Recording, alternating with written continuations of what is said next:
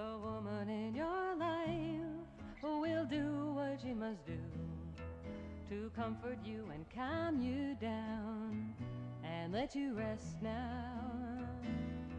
The woman in your life, she can rest so easily.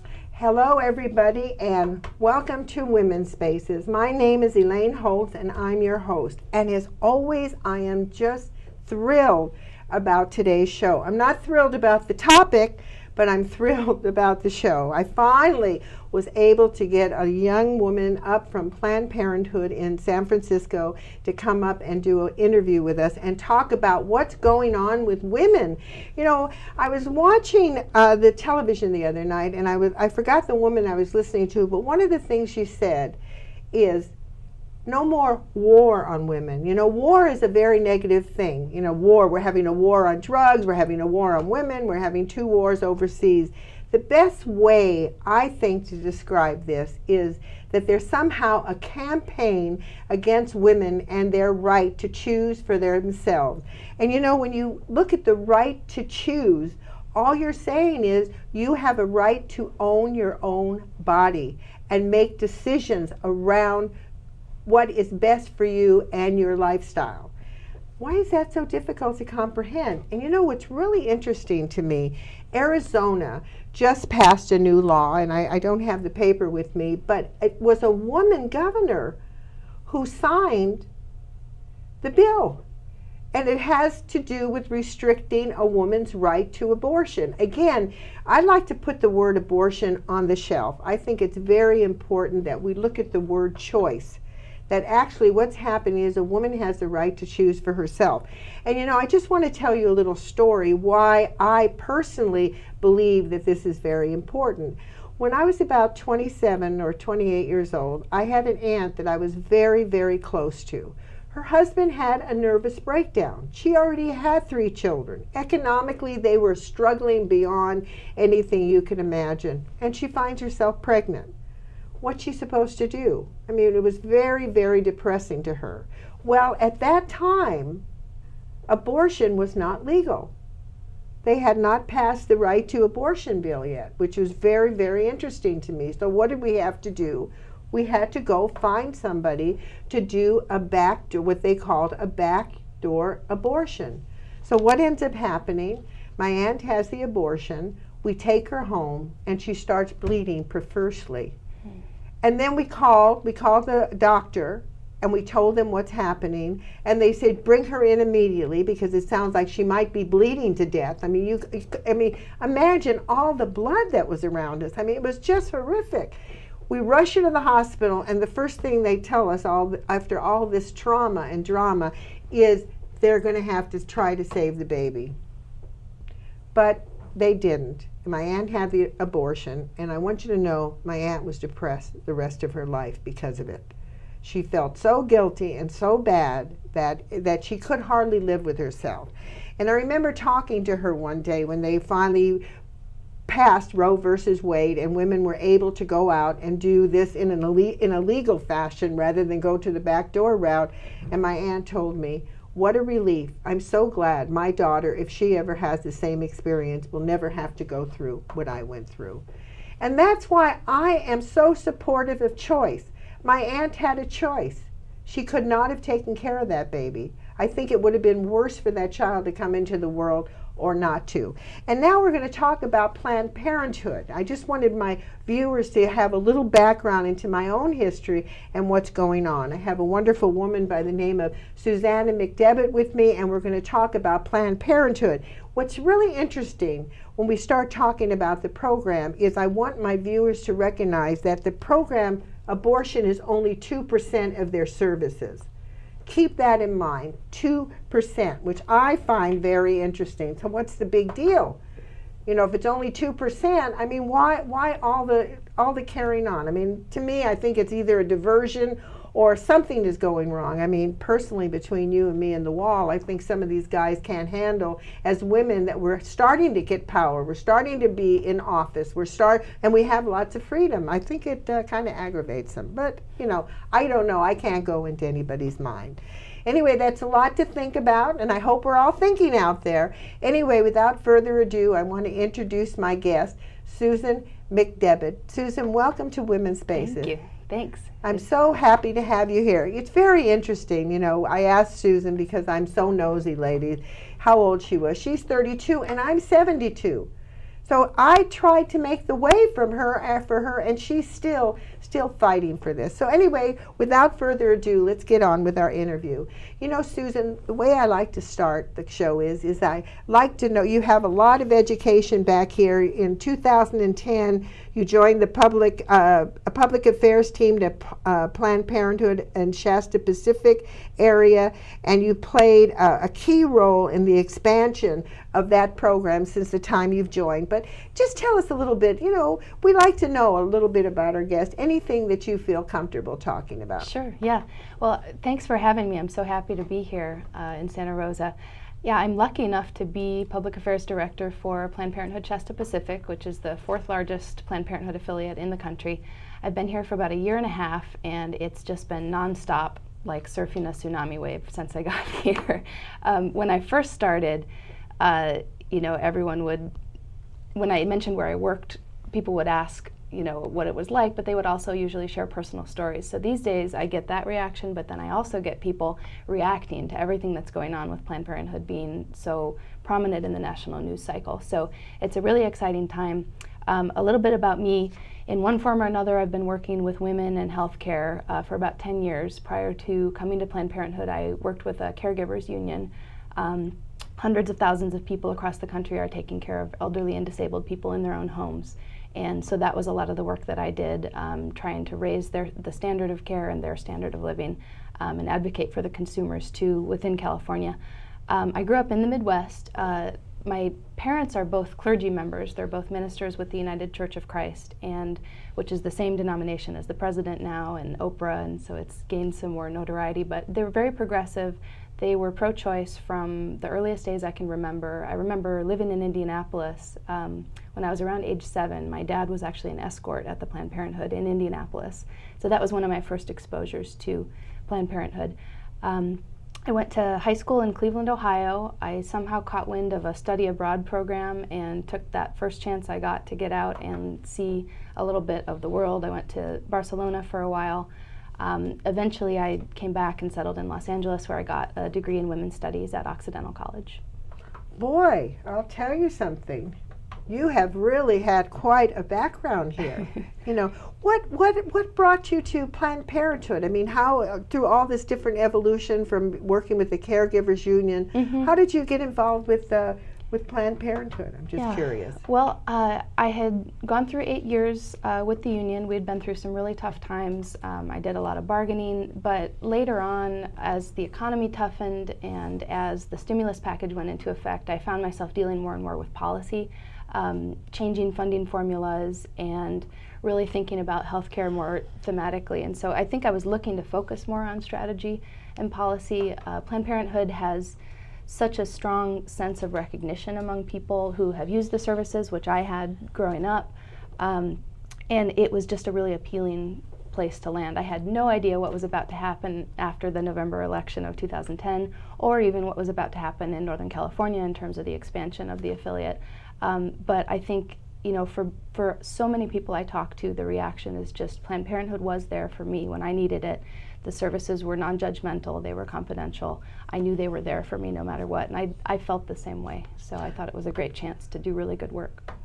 Well, you know what's really interesting, Susannah, is when I'm looking at this pie, you know, and I see that abortion is only 2%, and that you have all these other wonderful programs like cancer screening prevention, 10%, sexually transmitted diseases, 31%. I mean, can you imagine if people didn't get care and they're walking around with this kind of thing in their body? And then contraception, of course, 40%. I mean, it's just amazing. I mean, I think really that's one of the issues, that we have too much control over our lives. But you know, why don't you talk a little bit, what is exactly Planned Parenthood? How did it start? You know, give us a little history if you can. Yeah, well, Planned Parenthood started near the turn of the century in Brooklyn, New York, and it really, you know, I won't get into all the details, but it really formed around contraception. Abortion has become such a lightning rod of an issue and a controversy, but that is not the beginnings. In San Francisco, I believe the first Planned Parenthood Health Center was as early as 1903. Oh, wow. It was a really long time ago, so our affiliate now, which is, you know, connected to San Francisco, can trace its roots back that far. You know, that's very interesting. I'm sure back in the early 1900s, women were very excited about not having to have these huge families. So go ahead, continue. Yeah, so family planning has really been the foremost piece of the mission since the beginning, and that continues to today. In Planned Parenthood Chester Pacific, we serve over 100,000 people every year with preventive health care. You're absolutely right that abortion is 2%, and the vast majority is other sources of health care. We do STI testing, cancer screening, HIV tests, we do colposcopy, all kinds of preventive health care throughout 17 counties and over 30 health centers. Do you think women are more comfortable coming to Planned Parenthood? I imagine because there's more and more women that work with the women that come in. Do you feel that is a comfort level because it's woman to woman? I would hope so. I mean, each woman comes to us, and man, I should say, we do serve a lot of men and as well. But each one comes to us for a different reason, but that certainly is what we strive to do, is be a comfortable environment. Our doors are open to everyone, regardless of ability to pay. We're here. Well, how do you feel? I mean, as a young woman, you know, of 32, you know, who her whole life, you know, when you became active in the world, sexual world, I guess we'll put it that way, you know, it must have been a real relief that you were able to get birth control. How do you feel right now about the struggle that's going on? What are some of the things that go on in your mind and women of your age? Yeah, well, I guess I have to say, first and foremost, it's exciting to see young women getting worked up about what's going on right now. Planned Parenthood nationally added 1.3 million supporters last year, and over 50% of them were under age 35. So I think there is kind of a waking up among my generation to the fact that what we have taken for granted our whole lives is in fact at risk, and not what earlier generations had.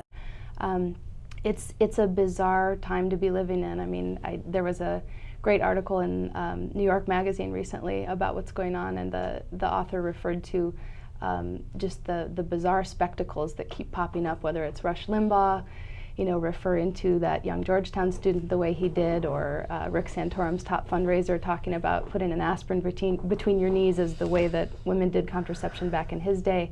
It's just an absolutely outrageous, mind-boggling reversion to the way things used to be. So. You know, I'm just curious, you know, what is your position? I mean, I hate to mention this, but I will. It seems like it's mainly the Republican Party. I mean, I don't hear our president, and I don't hear any of the Republican women.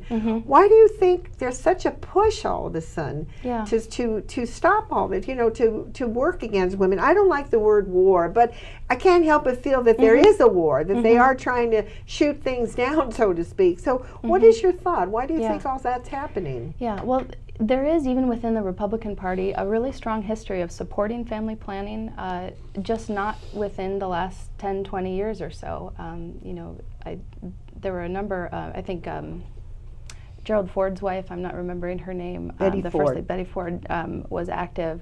There were a number of people within the Republican Party. Even George Bush the first was supportive of birth control. You know, Richard Nixon was the one who signed Title X, which now provides preventive family planning and breast health care to hundreds of thousands of women, millions of women across the United States. So, you know, I have to say, as a legal disclaimer, we don't talk about partisan politics. Planned Parenthood Shasta Pacific does have a political arm, which is the Action Fund, which is a 501c4. But even for the Action Fund, we don't see in terms of parties. We have endorsed candidates in either party. What's important is their stance on the issues. And, you know, you do see party discipline is a reality. Parties have leadership, and leadership expect certain votes out of certain members. Certainly, I think you can trace a lot of the the war that's going on right now back to the results of the November 2010 election when John Boehner took control as Speaker of the House and Nancy Pelosi was no longer Speaker. But I think I would hope not everyone in that party is of the same mind, and I think you do hear moderate voices sometimes, but it's getting harder and harder for them to get heard. Well, you know what I often think about, women. We're women. That's the idea of women's spaces. It's dedicated to ordinary women doing extraordinary things. It doesn't matter what color you are, what religion you are, what race you are, what country you are. A woman is a woman is a woman, and we all have these basic needs. And one of the needs is for good health care services. And part of that health care is being able to choose when we want to have children, or if something is not happening. But again, only 2%. That's nothing compared to the overall stuff that's happening.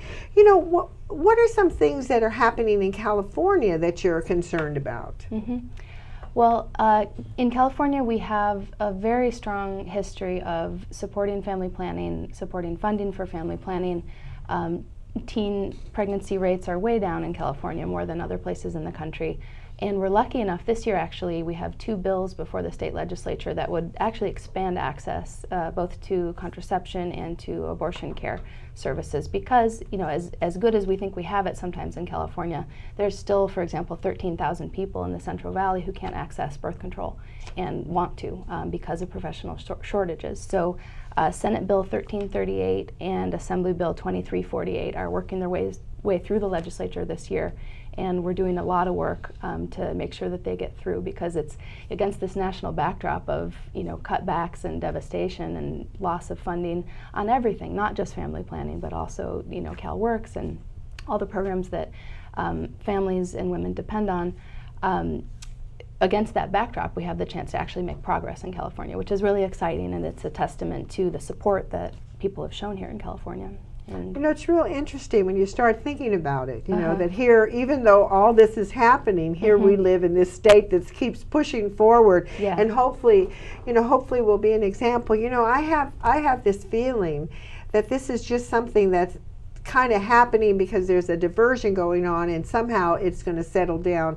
Or do you think it's going to get worse across the country? What's your thought? Well, I think there's no question the attacks will continue to come, and we've seen these issues take a center role within the presidential primary so far.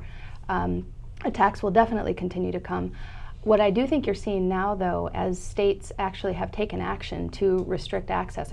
Texas, for example, got rid of its entire Title X funding just in order to cut Planned Parenthood out of Medicare rates. And so Planned Parenthood is suing in Texas. But meanwhile, you have 300,000 women in Texas who have nowhere to go for basic family planning, breast health, services like that. And so you're starting to see stories emerge. There was a national Planned Parenthood email sent out just yesterday. It may have been from the Action Fund.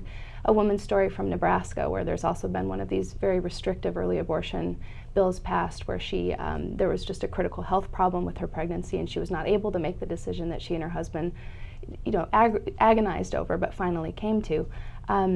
Because I think there's really a disconnect between the rhetoric that you're seeing and the reality of how this is harming women's lives, and men too, because family planning concerns everyone.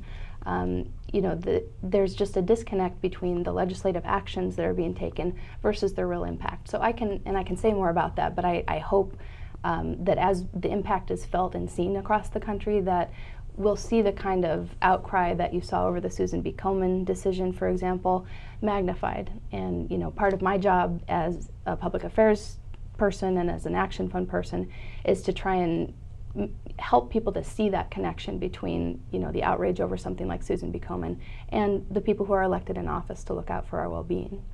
Well, it's interesting you say that, because I have really began to become aware of how important local politics are, that you really have to be careful who you're putting in and sitting on your city councils, your board of supervisors, and your state representatives. People don't realize that. Oftentimes, particularly women, to my women voters, you must get out and vote. It's so important. That's about the last frontier. And I wanted to share a thought with you. I think it's so interesting that such a big deal deal is made out of abortion. I mean, not that it's not a big deal, but the whole rhetoric around it is so blown out that I wish those same people would make the same noises about wars.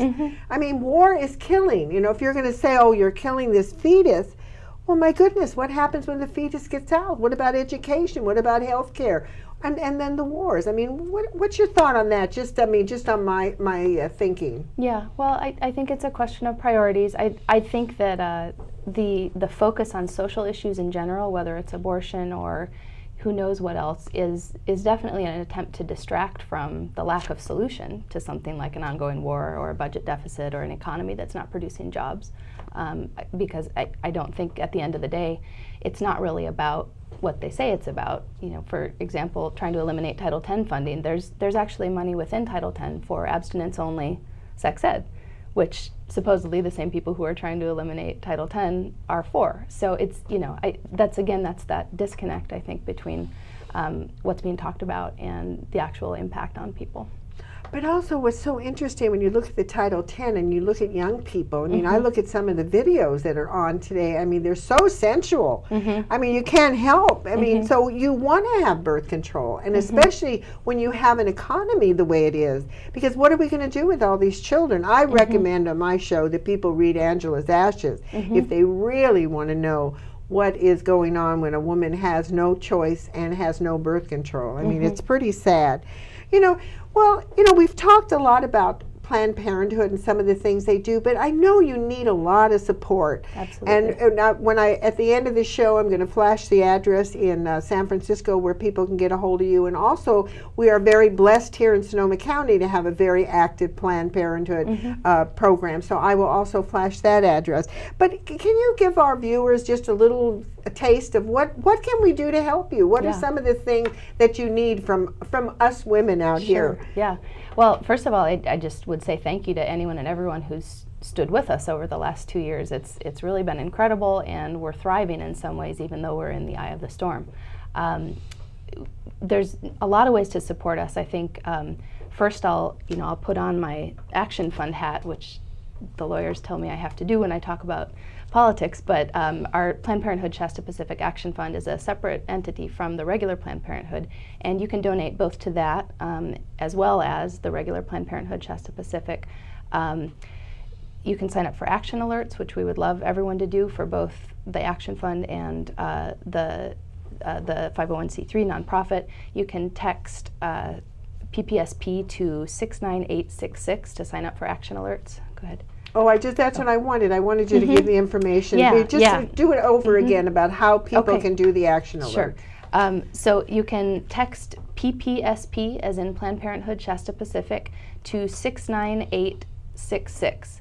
You can also sign up for our Facebook page. It's PP Shasta Pacific, or we're also on Twitter. We're on all the social media. Our website is www.pp-sp.org. And there's just a million ways to support us once you're signed up, and we really appreciate every piece of support we get. And then going back to the political issue, absolutely vote all the way down the ballot, not just at the top. Run for office. We need more women running for office. We still are not quite in balance after decades and decades of women running. There's a lot of great organizations that can help women who are interested in running and may not feel that they have the resources. So those are a lot of the ways. But I think sometimes in California we feel like there's not much we can do because we're not, under the gun in the way that they are in other states. But there's actually so much we can do. One example I'll give is Mississippi last year. The state of Mississippi ran a ballot initiative around fetal personhood, which is kind of a trend within anti-choice circles right now. And the polling at the beginning showed that it was going to win. Mississippi's the most conservative state in the country. As we got closer and closer to the election, a lot of the Planned Parenthood affiliates and supporters teamed up. We were able to send a financial donation, and our home affiliate here, Shasta Pacific, was actually able to send 2 of our staff members on the ground to work in Mississippi. We also had phone banks from California, where California supporters were calling into Mississippi and saying y'all and ma'am and all of that. And we turned it around, and the initiative ended up failing by, I think, over a 10% margin, which was really historic. But that's an example of ways that we can use our strength and just how big we are here in California to affect other places and really give birth to a movement there. that may not have been as cohesive going into it. You know, that's very exciting, and for my viewers out there, whoever get depressed and think we can't do anything, that's a bunch of baloney, because once women come together, I mean, that was the whole thing with the women's movement. But I think we need a bigger movement, a movement where we come together as women. It doesn't matter if you're a mother, a lesbian, you decide not to get married, you had an abortion, whatever. We are women and we need to gather. Well, you know, Susannah, the time goes by really quickly when you're having fun, and I'd like you to just look at this camera and take about 30 seconds, anything that's in your heart that you would like to say to our viewers. I want to thank you for having me on the show. It's been great to be here. I encourage anybody who's out there to come by our health center. If you have any needs, our doors are open to everybody. I think it's an exciting time as well as a frustrating and discouraging time. I would just really encourage everyone to take that outrage and put it to work and get involved in your community. Go to our website, check us out, and find a way that you can support that's fun for you, because it can be fun too. Thanks. Thank you so much, Susannah. Thank you so much for coming up to Sonoma County here, to being on Women's Spaces. It's just been a pleasure meeting you. And to my women viewers, wow. This has been a wonderful, wonderful, wonderful, wonderful interview. I see I have something in back of me that I can't quite figure out what it is. You know, I want to flash a picture on the screen here. You know, look at this. You know, didn't we already do this in the 60s for all you women out there? I mean, for God's sakes, I just don't understand, to be honest with you. I don't understand what's going on in the world. You know, I look at the television every once in a while, and I hear some of these things that are going on, and I go, hey, this is 2012, ladies. You know, it's time to just gather together and say enough is enough, you know, and stop these ridiculous attacks against us. I mean, it just doesn't make any sense. And you know, I support any woman out there that wants to have 5 and 6 and 7 children. That's fine with me. If you can afford it and you've got the energy to raise them, hey, blessings to you. But I also support the woman who doesn't want to have children. I also support the woman who wants birth control. And I also support the woman that has to make that awful decision about having to have an abortion. I never met a woman that was dancing in the street because she decided to abort a child. I'm sorry, it just doesn't work that way. Well, listen, we've covered a lot, and at the end in the credits, you're going to see all kinds of information on Planned Parenthood. I encourage you to contact these people and see if there's any way you can help. And you know, we have politics. You know, Planned Parenthood, because they're under 501c and they're a nonprofit, they're not allowed to get involved with many different issues. But you know something? I'm not a 501c, and I really encourage you to get out there and vote. Pay attention. We have some wonderful, wonderful women running here in Sonoma County, and you're going to see the majority of them on Women's Spaces. Start listening, start reading, start making a decision. You know, we still have the power of the ballot. You know, we still have not lost that. And I am, to be honest with you, it took us 100 years as women to get the vote. And we only got it by 1 vote. So watch Iron Jawed Angels and you'll see exactly what it took for us to be able to vote. And as far as I'm concerned, any woman who stays home and doesn't vote, that is not acceptable. And another thing, if you want to, if the reason you stay home and you don't vote is because of the fact that you're making a statement that you're against what is happening and you don't like any of the candidates, well, for heaven's sakes, look at some third parties. At least make your numbers be known. You know, there's power in the ballot, and don't forget that. Anyway, this is Elaine Holtz with Women's Spaces saying thank you so much for watching, and I will see you the next time. In your life, we'll do what you must do to comfort you and calm you down and let you rest now. The woman in your life, she can rest so easily. She knows everything you do because the woman in your life is you. The woman in your life knows simply what is true. She knows a simple way